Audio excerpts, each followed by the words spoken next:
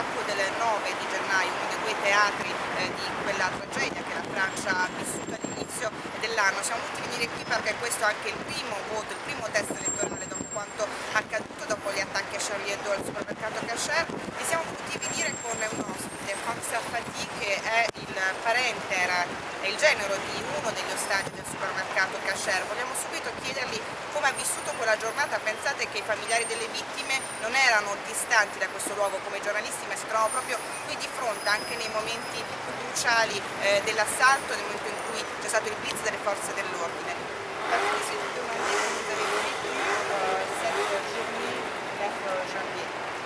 Alors, comme des millions de personnes en France, à Vincennes, en Europe et partout dans le monde, de façon dramatique, nous étions, vous l'avez rappelé, avec le maire de la ville, Laurent Lafont, avec le préfet, le ministre qui nous a rejoint également immédiatement lorsque les forces de l'ordre ont été prévenues de la prise d'otage, et puis beaucoup d'émotions, une sensation effroyable parce que nous avons appris dès le début de la prise d'otage qu'il y avait des morts.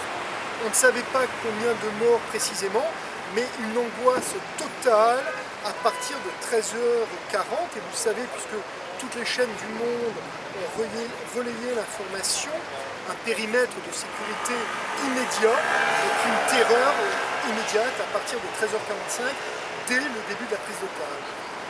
Ci stava raccontando appunto che lui si trovava qui di fronte con il sindaco di questo comune, del comune di Vincennes, anche il prefetto, e soprattutto c'è stato il terrore sin dai primi minuti quando si è iniziato a capire che c'erano delle vittime. Ovviamente i familiari delle vittime, i familiari degli ostaggi ancora non sapevano quella che era la sorte dei loro cari, non sapevano i nomi delle vittime, l'identità delle vittime, quindi è arrivato subito il sentimento dell'angoscia e del terrore. Voglio chiedergli anche qual è stata poi la sua reazione quando ha visto finalmente il suo genero. Et quand vous avez vu votre fils s'est sauvé, quelle était la réaction que vous avez eue? Alors, effectivement, le fiancé de ma fille, son futur mari, était dedans, puisqu'il était salarié de ce magasin, et je n'ai pu le voir qu'après 18h, c'est-à-dire une fois que la police, et notamment les agents du RAID, sont intervenus, les otages ont été libérés, puis je l'ai retrouvé moi aux alentours de 19h, c'est-à-dire une heure après la libération du magasin, puisque l'État français avait organisé une zone pas loin d'ici, un peu plus loin, pour les victimes et les otages au moment de leur libération. Alors, bien évidemment, une satisfaction totale et puis une réaction de la part des otages qui était en deux teintes. Certains exprimaient une joie de vivre assez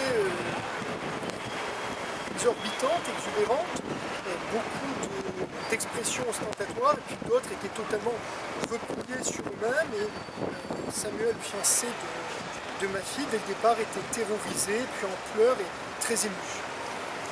Ci ha raccontato che appunto il fidanzato, il futuro marito di sua figlia Samuel, era tra gli ostaggi. Loro sono riusciti a vederli soltanto alle 7, 2 ore dopo la liberazione, perché c'erano tutte le questioni di sicurezza da sbrigare prima, e era stato molto particolare, detto, perché c'era un gruppo di ostaggi che era particolarmente euforico quando è stato liberato, molto felice, c'era la gioia nei loro occhi, invece un'altra parte degli ostaggi che stavano veramente vivendo un momento di terrore, e il suo genero, ha detto, era tra questi, era in lacrime, l'abbiamo abbracciato, gli siamo andati incontro.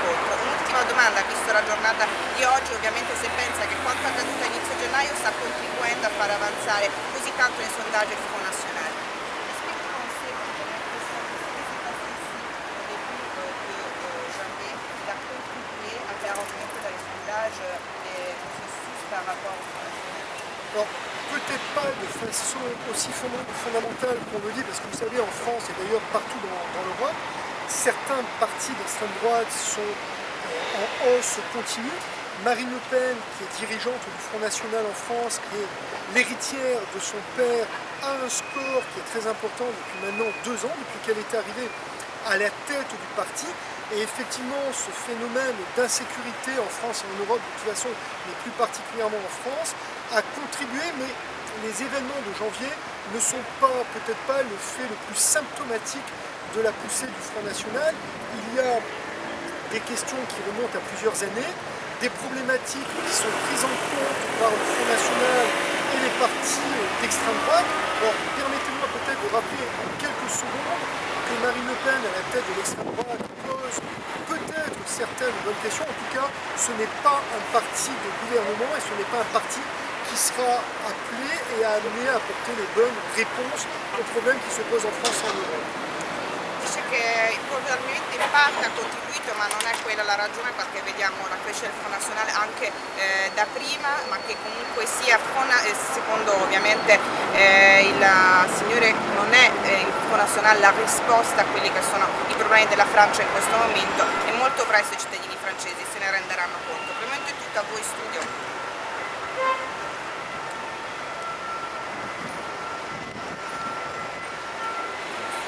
Merci à vous. Merci.